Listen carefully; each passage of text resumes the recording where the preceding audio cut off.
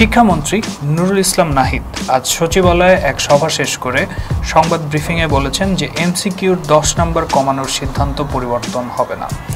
যুক্তিও নেই, কারণও নেই। তিনি আরও উল্লেখ করেছেন যে প্রথমে মফস্বলে কিছু শিক্ষার্থী আপত্তি করেছিল, শেষ দিকে ঢাকার কয়েকটি স্কুলও তাতে যুক্ত হয়, তবে এখন আর তা নেই। নুরুল ইসলাম নাহিদ বলেন যে আগে 100 নম্বরের পরীক্ষায় এমসিকিউ নম্বর ছিল 40, সময় ছিল 40 মিনিট। তখন সৃজনশীলে 9টি প্রশ্ন থেকে 6টির উত্তর দিতে হতো, সেজন্য সময় লাগতো 2 ঘন্টা 10 মিনিট। অর্থাৎ প্রতিটি প্রশ্নের উত্তরের বরাদ্দ ছিল 21 মিনিট 40 সেকেন্ড।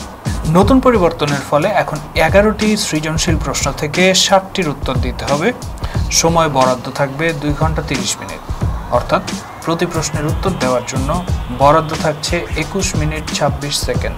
মন্ত্রী বলেন মাত্র 14 সেকেন্ডের হেরফের কোনো সমস্যার সৃষ্টি করবে না। একইভাবে 75 নম্বরের যে পরীক্ষা হয় তাতেও সমস্যা হবে না। এই নিউজটি নিয়ে প্রথম আলোর ফেসবুকে হাফিজার রহমান যে কমেন্টটি করেছেন তা থেকে মনে হচ্ছে যে 14 সেকেন্ডের হেরফের আসলেই কোনো সমস্যার সৃষ্টি করবে না। হাফিজার রহমান লিখেছেন, যেখানে হাতের লেখা দেখে খাতা মূল্যায়ন করা হয় সেখানে এমসিকিউ ছিল আমাদের সহায়, সেটাও খাইলো বাস। সাবাস বাংলাদেশ, সাবাস। হাসিব লিখেছেন, যে শিক্ষাবিদগুলো এই বুদ্ধি দিচ্ছে সেই তাদের মাত্র একটি পরীক্ষা নিতে চাই, দেখি আর আবুলরা 5টা প্রশ্ন কমপ্লিট করতে পারে কিনা। ফরাদ রেজা রিক্ত তিনি বলেছেন 7টা সৃজনশীল প্রশ্নই থাকবে। শিক্ষামন্ত্রী তার আগের সিদ্ধান্তে অটুট। এবং তিনি আরও লিখেছেন যে আমরাও আন্দোলনে অটুট। তিনি জানিয়ে দিয়েছেন 20 অক্টোবর সকাল 9টা 30-এ দিনাজপুরের জেলা শিক্ষার্থীবৃন্দ দিনাজপুর প্রেস ক্লাবের সামনে আন্দোলন করবেন।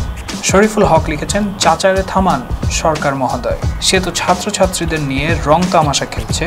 নাওয়ার ইসলাম মন্ত্রীকে একটি ওপেন চ্যালেঞ্জ করেছেন ফেসবুকের মাধ্যমে, তার কমেন্টের মাধ্যমে। তিনি লিখেছেন যে আপনি আমাদের সাথে পরীক্ষা দিয়ে যদি 100-র উত্তর দিতে পারেন তবে মেনে নেব।